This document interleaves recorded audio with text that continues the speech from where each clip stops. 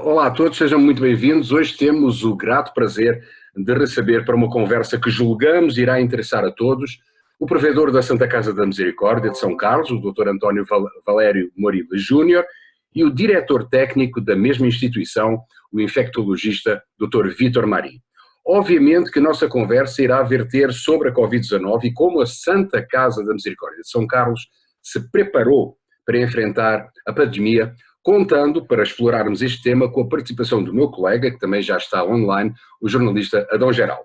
Vamos então começar exatamente pelos pormenores relativos à Santa Casa da Misericórdia, nomeadamente nos seus aspectos administrativos. Lembro os nossos convidados que poderão sempre intervir nos diálogos para acrescentarem ou complementarem as suas opiniões ou comentários que julguem necessários. Queria aproveitar nesse momento, agradecer mais uma vez ao Rui pela gentileza de nos conceder essa oportunidade para fazer essa entrevista. Agradecer a presença do Dr. Antônio Valério Morillo Júnior, excelente provedor da Santa Casa de São Carlos, o Dr. Vítor Marim, fazendo um trabalho maravilhoso ali dentro. E eu queria dirigir logo de cara essa primeira pergunta ao Dezinho. Há 129 anos em São Carlos, a Santa Casa de Misericórdia atende a nossa população e de outros 5 municípios, ou seja, Ibaté, Dourado, Porto Ferreira, Ribeirão Bonito e Descalvado. Essa instituição ela foi construída a partir do trabalho de um grupo formado por vários setores da sociedade, que se uniram para levantar esse hospital. E graças a esse trabalho realizado por todos, em passagem, os que atualmente fazem parte da administração, pelos médicos, pelos profissionais de saúde que lá trabalham ou trabalhavam, pelos investimentos e importantes parcerias que foram feitas, ela tornou-se um hospital de referência. Como é hoje, Dezinho, administrar esta instituição em plena pandemia de Covid-19? Bom dia, Adão, novamente. Bom dia, Rui. Bom dia, o Dr. Vítor, meu diretor técnico. É um prazer estar falando com vocês depois de muito tempo, né, Adão? Aqui a Santa Casa, a administração da Santa Casa é um desafio, né? Como todas as santas casas do país, né? Quando você trabalha para o seu principal cliente, né, que é o governo federal, você trabalhar em cima de tabelas SUS que não cobrem os seus custos, então esse desafio de você conseguir fechar as contas, né? E hoje todas as santas casas do Brasil respondem a praticamente 60% do atendimento público de saúde do país. E em números gerais, por exemplo, falando especificamente da Santa Casa de São Carlos, a cada R$1,52 que a gente gasta, né, num atendimento público, a gente recebe R$1. Então, essa ginástica você tem que fazer para cobrir esse buraco. Como? Campanhas, atendimentos de convênios particulares, ajuda da população. Então, isso é o que nos possibilita continuar de portas abertas, né? Embora hoje todas as santas casas do Brasil tenham problemas de passivos, né, com o sistema financeiro, que sempre tem que buscar recursos para subsidiar esse papel que o Estado acaba não fazendo, né? O Estado, a nossa Constituição diz que a saúde é direito de todos, né? Mas só não dá o papel de quem paga, né? Então, quem paga hoje parte, né? Quem subsidia isso são os hospitais filantrópicos. Mas, num segundo plano também, você tem que ter uma boa equipe de apoio, né?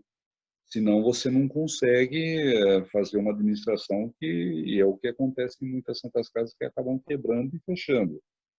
E tem que também ter um bom relacionamento com o poder público, né? Municipal, estadual e federal, na sensibilização de envio de recursos para que as santas casas possam ir enfrentando essas dificuldades financeiras, né? Então, em São Carlos, nós temos ajuda dos vereadores, muitas vezes, muitos destinam emendas, nós compramos equipamentos para poder atender a população, o governo do estado também, além das emendas parlamentares dos deputados, né, muitos deputados nos ajudam. Tem, no caso específico do estado de São Paulo, que é a Santa Casa Sustentável, que é um subsídio que o governo do estado investe, né, nas santas casas maiores, né, nas santas casas estruturantes. E no federal, que é o quem dita toda a política pública, né? Através da Câmara dos Deputados, também as emendas parlamentares e os subsídios que acabam vindo também do governo federal, que não são suficientes para se cobrir todo esse déficit causado, né, Alan? Mas a Eu queria só luta, né, e o complementar. apoio da sociedade, de uma equipe competente, você consegue ir administrando uma Santa Casa como é a nossa aqui, né? A mais antiga instituição da cidade de São Carlos, né? Que agora em abril, em 12 de abril, completou 129 anos. E vamos trabalhar para ela complete 258 daqui a 129 anos, né? É sempre curioso falarmos sobre as Santas Casas e sobre o papel filantrópico que elas têm no serviço público de altíssima qualidade. Passamos dos aspectos administrativos para o campo operacional. Dr. Marinho, como é que a Santa Casa se preparou operacionalmente para este verdadeiro clima de guerra? Ou seja, como é que se processou o trabalho de informar e treinar cada um dos profissionais que trabalham na linha da frente da Santa Casa? E já agora, qual foi a reação dos médicos, dos enfermeiros, dos auxiliares de enfermagem, das equipes de limpeza? Houve medo? Houve receio? Que medidas é que foram tomadas para o enfrentamento da pandemia? Bom dia a todos, provedor, Adão, Rui, obrigado pela oportunidade. A questão até peculiar, né, que a gente, além da pandemia, a gente lida com a fragilidade financeira da Santa Casa e qualquer, né, Santa Casa ao longo do país, né? Isso é uma realidade, infelizmente, que acaba prejudicando o avançar dos trabalhos, né? Mas a gente tem que seguir adiante, com ou sem dinheiro a gente tem que tocar. A nossa missão, o nosso propósito maior é cuidar do outro, né? E, na verdade, o nosso trabalho começou lá no finalzinho de fevereiro, quando já a pandemia, na verdade, era uma epidemia concentrada na China, e os casos começaram a surgir em outros países, na Europa, e depois nos Estados Unidos. Lá no final de fevereiro já gerou um alerta, né, do nosso serviço de controle de infecção, que é bastante atuante, para já naquela época a gente já definir um protocolo institucional se eventualmente já tivéssemos um caso suspeito, como e de que forma agir, né, diante dessa suspeita. Então já lá naquela época a gente já começou um esboço de como atender esse paciente, onde atendê-lo da melhor forma possível, já criando protocolos internos, né, direcionamento de fluxos, né, e entendendo que a cidade de São Carlos também, por ter uma cidade com bastante produção científica, tem muita circulação de pessoas, né, eventualmente a gente seria acometida também pela doença, né. E a coisa foi tomando corpo, com o primeiro caso do Brasil, né, e entendendo que a gente está próximo a uma rodovia em que certamente os casos de São Paulo certamente chegariam aqui, né, que seria a forma, né, dessa circulação grande de pessoas que há pelas rodovias. Então ficou muito claro que a gente não bastaria mais, não nos atenderia mais esse pontapé inicial, mas de fato a gente teria que ser muito mais agressivo, e assim a gente fez. Então, nós instituímos uma comissão de enfrentamento da pandemia, que a gente denominou de Comissão Covid. É uma comissão multidisciplinar que envolve a diretoria técnica, a coordenação de enfermagem, o nosso provedor, obviamente, né, dando a diretriz, envolvendo o serviço de controle de infecção, nosso coordenador médico da nossa hoje atual UTI Covid, né, da enfermaria de Covid, enfim. Então a gente gerenciamento de leitos, hotelaria, responsável pela limpeza, definitivamente uma comissão multidisciplinar em que a gente entendeu que cada um deveria contribuir, né, com olhar, com aspecto peculiar a cada disciplina e setor, né. Então, diante disso, a gente definiu que a gente necessariamente precisava desviar os fluxos, né, de pacientes, porque o hospital hoje, Santa Casa, não vive em torno somente do Covid, né? tem um hospital não Covid que funciona a todo vapor, né? Tão ocupado quanto antes, né? Continuam chegando infarto, AVC, né? O politraumatizado grave, né? Então a gente tem que manter uma estrutura operante com a mesma qualidade e agora criar uma outra estrutura para atender esse paciente COVID, né? Então nós definimos um setor, deixamos um setor específico para o atendimento COVID. Hoje nós temos 8 leitos de UTI e 24 leitos de enfermaria exclusivos para atendimento do COVID e todo o resto do hospital com a mesma característica, né? Hoje o paciente ele chega na entrada do serviço de urgência. Ali ele é abordado, se ele tem algum sintoma respiratório que remete à doença, uma síndrome gripal ou até mesmo uma síndrome respiratória aguda, ele já é desviado para um fluxo de atendimento diferenciado, em que lá ele é avaliado, ele é diagnosticado, né, compatível ou não compatível, coletado o exame, se eventualmente precisar ser internado, aí ele é internalizado e direcionado para esse setor, né? Foi feito um trabalho gigantesco de aquisição de equipamentos, e muitos dos momentos a gente teve muita dificuldade de conseguir insumos, né, que são os equipamentos de proteção individual, seja pela falta no mercado, seja pela sobrevalorização, né, dos insumos.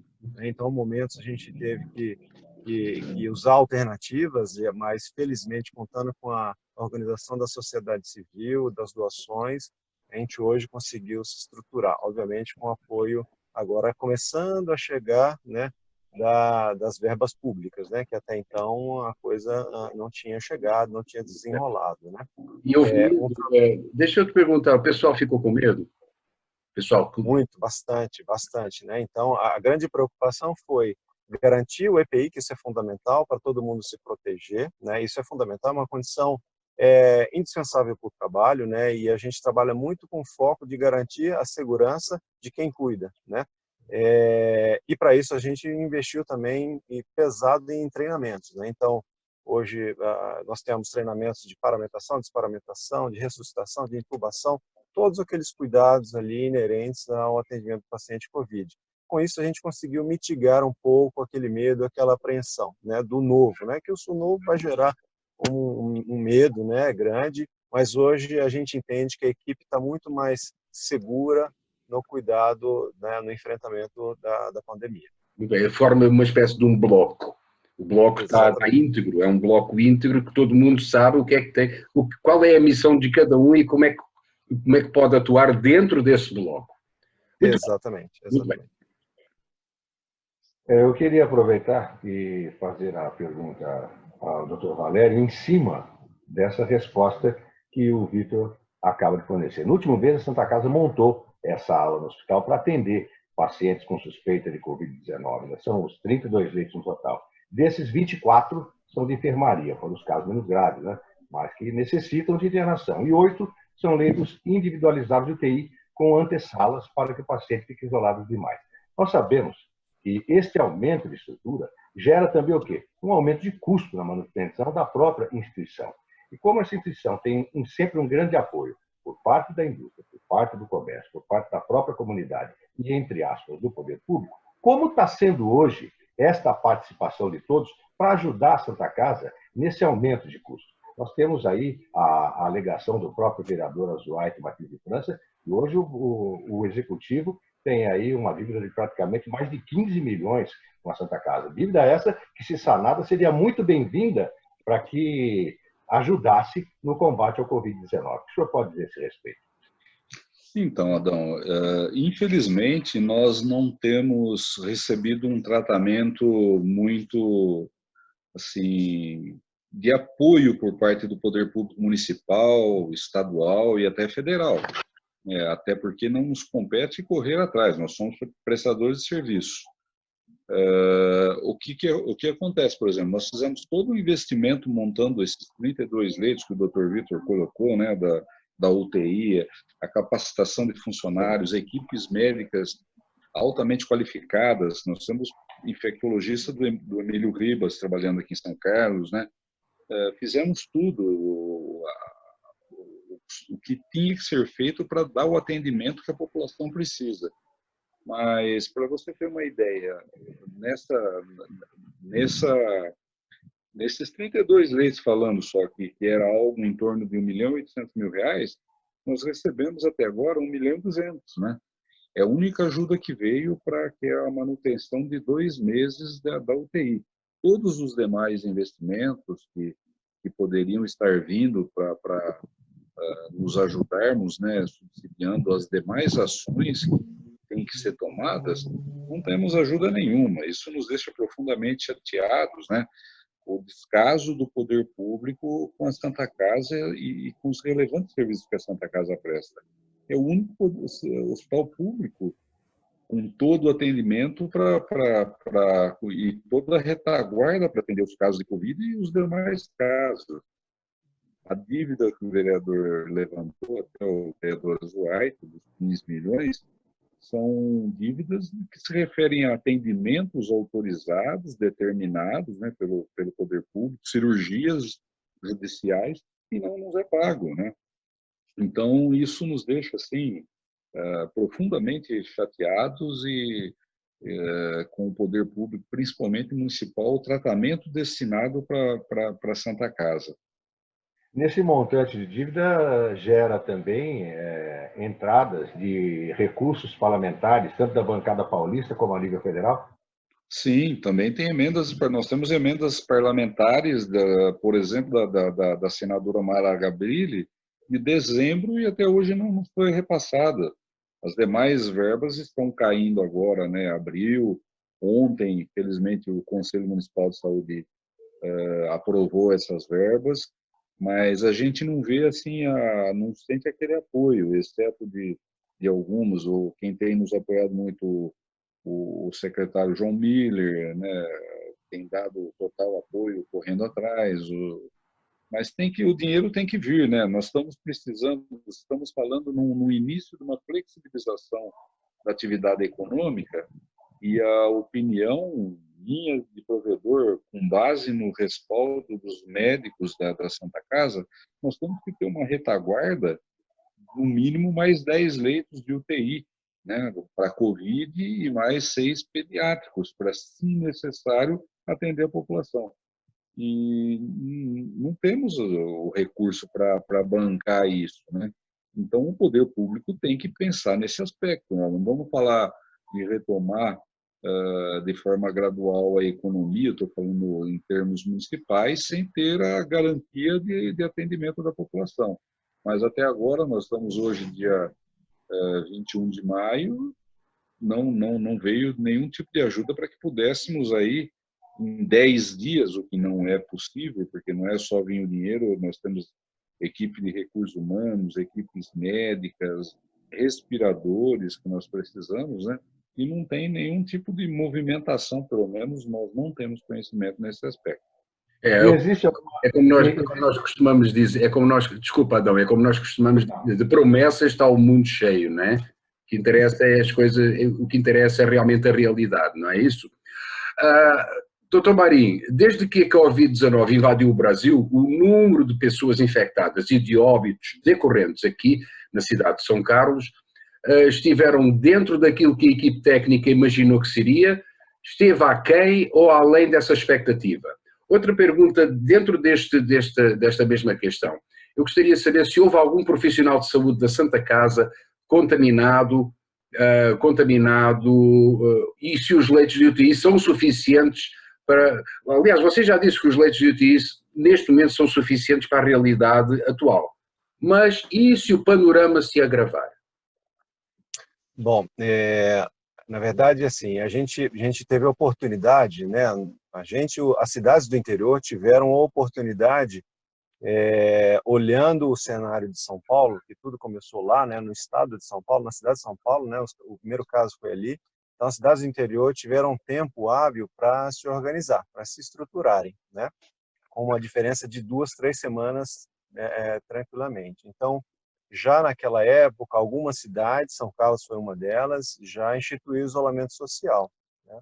Então, isso trouxe, pelo menos do ponto de vista de disseminação, de circulação do vírus, né, conforto. Então deu a sensação para todos, né, que a gente não teria problema, nós não enfrentaríamos problemas na cidade de São Carlos.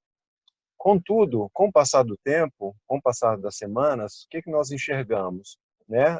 Dá aquela sensação que, poxa, não teremos problemas em São Carlos e, obviamente, acaba que a gente começou a enxergar uma menor adesão ao isolamento social. E a cidade de São Carlos, o panorama mudou por volta do dia 9 de maio, tá? Onde a gente conseguiu enxergar um aumento aí muito mais agressivo do número de casos, né? Então, a gente teve tanto o número de casos confirmados, suspeitos, quanto internados de UTI, de enfermaria, um grande acréscimo semana após semana, né? Então, colocando no gráfico, né, a gente enxerga a mudança que foi em torno do dia 9 de maio, que foi mais ou menos coincidente com essa menor adesão ao isolamento social, né? Então, vejo que ainda é possível contornar isso, mantendo as medidas de isolamento social, né? Hoje se discute lockdown em São Paulo ou não, né? Toda aquela... E tem sentido, né? Mas, acima de tudo, o maior problema é que nós não estamos preparados, apesar de foi nos dado a chance, nós não conseguimos nos estruturar do ponto de vista assistencial de leitos de UTI e leitos de enfermaria para atender uma demanda grande e crescente, se olhar para o cenário, um reflexo da cidade de São Paulo. Né? Pode entrar, inclusivamente, pode entrar em ruptura. Muito rapidamente. Para se ter uma ideia, num cenário muito otimista, nós precisaríamos de 53 leitos de UTI na cidade de São Carlos, na região de São Carlos. A gente está longe disso. Hoje nós temos abertos 8 leitos de UTI. Né? Então, tem 10 leitos do HU para serem iniciados, que não começaram ainda. Nós propusemos mais 22 leitos de UTI na Santa Casa, né? Mantendo os 24 de enfermaria que nós tivemos e mantendo os 8 que a gente tem. Então, a gente conseguiria aumentar um pouco, mas para isso precisa de investimento. Precisa da colaboração da população. A população precisa ficar em casa. Aliado à população, ficar em casa e investimento, né, do serviço público do setor público para acontecer. É um investimento grande, então a Santa Casa hoje não consegue fazer esse investimento.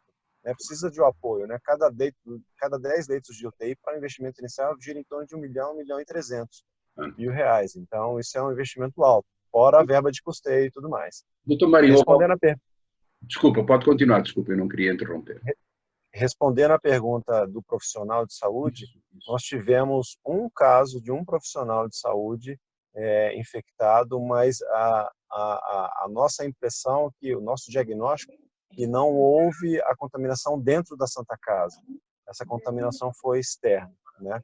E rapidamente nós identificamos, isolamos e estamos acompanhando todo o setor, né? Todos os profissionais daquele setor onde esse profissional trabalhava, e até então está tudo sob controle. Então, a gente tem atuado muito efetivamente com a segurança de trabalho e controle de infecção, garantindo os EPIs necessários para contornar qualquer maior cometimento de profissionais de saúde.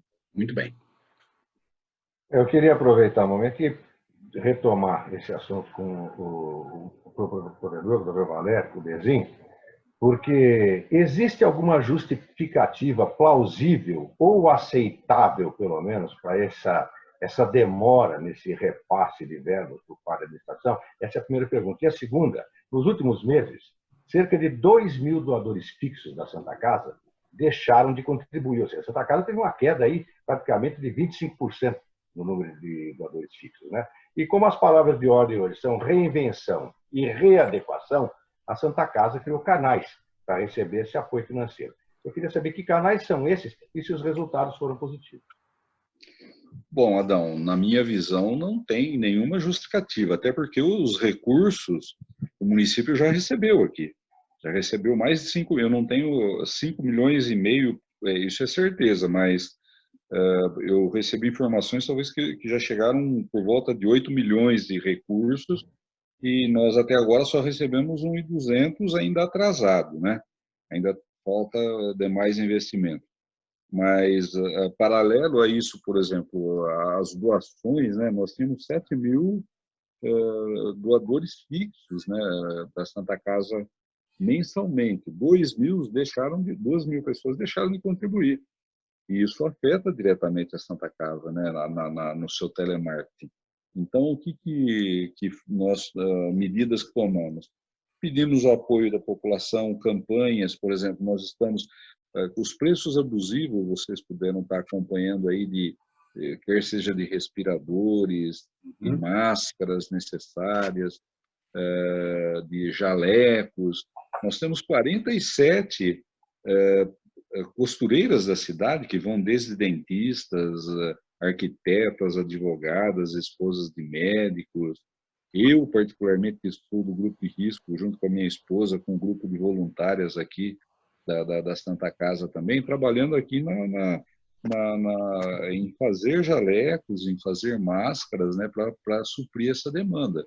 E também, o que passou a ser feito, além desse pedido de ajuda à população? As vaquinhas virtuais, as lives que médicos fizeram. Então, para se ter uma ideia, nós conseguimos arrecadar mais de R$400 mil que são investidos na compra de EPIs para que os nossos profissionais médicos, os nossos enfermeiros possam estar utilizando para esse atendimento. Ajuda do poder público, zero. Que coisa absurda. E é lamentável, Adão. Isso nos deixa profundamente tristes, né, com esse descaso que nós somos tratados, exceto com algumas, assim, quando eu falo público, na questão de repasse de recursos. Nós tivemos, por exemplo, o vereador Azuaite doou o salário dele, o Leandro Guerreiro do Nito doaram um salário. Então, compõe esses R$400 mil, né, nessa renda para a gente poder estar investindo em EPIs, né? Além desse esforço de pessoas da sociedade na execução de fazer jalecos, né? Estão em casa, essas pessoas fazendo, estão aqui na casa das voluntárias, e isso está conseguindo suprir essa falta de apoio do poder público que nós estamos tendo. É a sociedade civil a fazer a resposta, a dar resposta àquilo que a área política não dá.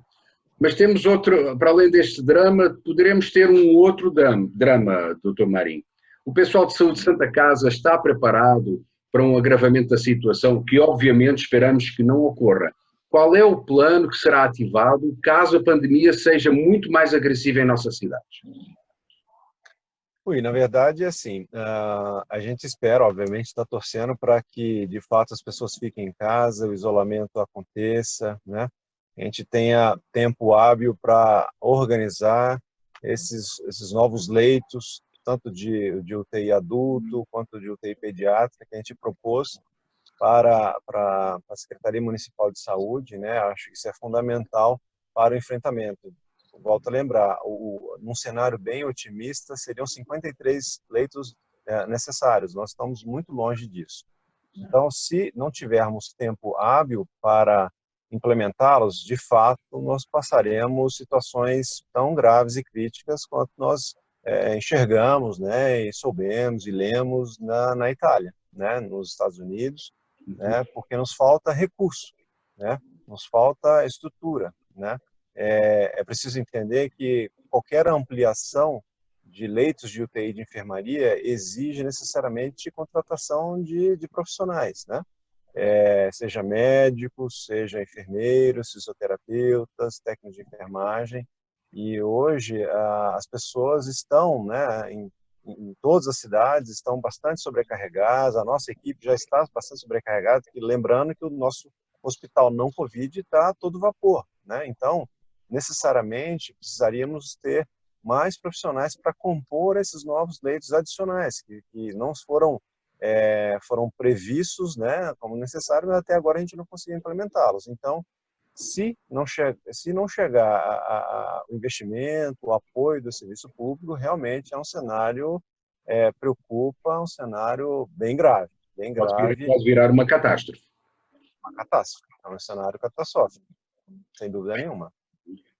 Uma coisa interessante também é como nós estávamos dizendo, o próprio Bezinho colocou, o Rui também bem colocou, né? Às vezes a população faz aquilo que o poder público não faz. Ou seja, todos abraçam esta santa causa. Lembra disso, Bezinho? Todos Sim, abraçam esta santa causa. Pelo menos é o que nós vemos com relação à comunidade, né? Que não mede esforços para participar de cada campanha que é realizada, de cada pedido que lhe é feito. Ou seja, é o povo fazendo muitas vezes o que seria obrigação do poder público realizar. Nesse sentido, eu posso fazer essa observação, eu queria lhe perguntar uma coisa. Santa Casa atende, mais uma vez eu bato nessa tecla, toda vez que a gente conversa eu falo isso para ti. Toda vez. Santa Casa atende mais 5 municípios. Né? O que essas administrações municipais estão fazendo, além da nossa, para a Santa Casa? Quais são as reais necessidades hoje da Santa Casa em Misericórdia de São Carlos? bom, Adão, a ajuda em termos de Covid, zero, nenhuma, né? Nem sequer um telefonema de agradecimento de qualquer prefeito, secretário ou qualquer autoridade desses municípios. Nós também não esperamos isso, estamos aqui para cumprir a nossa missão. Mas esse tipo de ajuda é extremamente interessante, interessante não, fundamental, porque, por exemplo, nós, além da questão, como o doutor Vitor colocou, o hospital não Covid, os infartos, os AVCs, os acidentes de trânsito, as doenças normais continuam. O hospital tem o seu dia a dia continuando aí, né, no atendimento. E todo atendimento que é feito, né, e parte desses recursos que a prefeitura nos deve, a prefeitura de São Carlos nos deve, parte desses recursos são atendimentos feitos para a população dessas 5 cidades, né? Então, os extratetos causados, que é aquele atendimento além daquilo que foi contratado, era o mínimo que os prefeitos das cidades da região tinham que fazer também, e apoiando aqui São Carlos, né? Mas isso também não é feito, lamentavelmente, né? Então, chegam-se ambulâncias e ambulâncias, vans com pessoas para serem atendidas e sequer um muito obrigado, né? Nós recebemos das autoridades dessas cidades. Complicado, muito complicado. Estamos na reta final desta nossa conversa, também não queremos abusar do tempo que gentilmente os nossos convidados, os nossos entrevistados dispuseram para conversar connosco sobre temas tão importantes, mas doutor Marinho, vamos então falar sobre a última questão, uma questão que tem sido fonte de inúmeras discussões, tendo inclusive se tornado numa bandeira de muitas correntes políticas. Estou falando da cloroquina e da hidroxicloroquina. Embora hajam estudos promissores, e é um facto que existem estudos que estão em cima desses medicamentos, o certo é que não existem, segundo o que eu sei, dados científicos e clínicos que comprovem a eficácia desses medicamentos para o tratamento do novo coronavírus, e tudo que configure a esse respeito uma decisão política e não uma decisão científica ou clínica pode comprometer a luta contra a Covid-19 no nosso país. Tratam-se de medicamentos indicados para malária, artrite reumatoide e lúpus de 2 espécies, estando até agora provado que o uso desses medicamentos tem uma estreita margem de segurança com um alto risco de efeitos colaterais. Os médicos podem agora, segundo a determinação governamental, receitar esses medicamentos a pedido dos pacientes, desde que estes assinem um termo de responsabilidade. Em sã consciência profissional, o senhor acha que a maioria dos médicos irá prescrever esses medicamentos a pedido dos pacientes? Dentro desta pergunta, o senhor receitaria um desses medicamentos caso algum dos seus pacientes pedisse e assinasse o termo de responsabilidade? Rui, eu espero que não. Eu espero que os colegas médicos não prescrevam medicações, qualquer outra, né? Não, na verdade, assim, tem vários tratamentos experimentais. É muito falado da cloroquina e hidroxicloroquina, mas tem vários, tem diversos aí, espalhados, sendo estudados no mundo inteiro. Mas eu entendo que o paciente ele pode participar de uma escolha, de um planejamento terapêutico, mas o médico que deve guiar esse planejamento terapêutico. Então, eu espero que o médico prescreva qualquer medicação, né, baseado em evidências científicas, baseado na avaliação se de fato é pertinente ou não. Hoje, a hidroxicloroquina e a cloroquina, na verdade, a hidroxicloroquina, ela é utilizada no hospital para algumas situações muito peculiares. É uma decisão da equipe médica avaliando, ponderando com muita cautela, porque nem todo paciente pode receber, tem uns cardiopatas que não podem receber, né? Então tem implicações. Toda e qualquer medicação pode ter efeitos colaterais e efeitos colaterais graves, né? Então toda e qualquer decisão do tratamento, seja de exames, né? Envolve uma responsabilidade técnica, médica, e isso tem que ser feito de forma cautelosa. Voltando, né, exatamente, olhando como você disse, né, muito bem. Não existem hoje evidências científicas com estudos robustos, né, o que se espera são os controlados, randomizados, né, que de fato, né, dão uma tranquilidade maior, né, dão evidências se podem ser utilizados ou não. Então, eu espero que não seja uma pressão do paciente, e sim uma decisão médica, né, compartilhada com o paciente, né, e ponderando os riscos e os benefícios. Né? Eu entendo que essa não deve ser uma questão política, ela deve ser uma decisão puramente científica médica. Obviamente que você respondeu de carona, respondeu à segunda questão. Obviamente que não receitaria a um paciente seu, ou não assina, ou, digamos, não iria atrás de um pedido de um paciente seu sem você ter realmente a comprovação clínica de que esse medicamento poderia eventualmente ser receitado. Eventualmente, porque assim, a questão ela deve ser personalizada quase, né? Uma receita, uma prescrição, você tem que personalizar, né? Então não dá para falar que vai atender todo mundo. Então me parece equivocada esse documento elaborado e publicado pelo Ministério da Saúde, que sequer está assinado, né? Ninguém conseguiu escrever e validar aquilo ali, né? Para falar que é assim, né? Eu entendo que todo e qualquer medicamento, tratamento tem que ser personalizado, né? Então, especialmente numa situação em que eu não tenho evidência robusta, né, não tem sentido tornar como uma política de saúde pública, né? Eu não vejo por aí. Claro. Caros Dr. António Valério Murilo Júnior e Vítor Marim, estamos então, como eu disse há pouco, na reta final desta entrevista. Contudo, eu e Adão gostaríamos de ter aqui, em 1 minuto, as suas final remarks, ou digamos, as suas considerações finais sobre os esforços que a Santa Casa da Misericórdia está fazendo para enfrentar esta pandemia da Covid-19. Eu começaria pelo Dr. Murilo Júnior e a seguir o Dr. Vítor Marim, para fazerem as suas considerações finais rapidamente, 1 minuto cada um. Doutor Murilo. Rui, primeiramente agradecer a você, ao Adão, né, cumprimentá-los aí por esse programa de esclarecimentos, né, levando essas informações para a população, acho importante.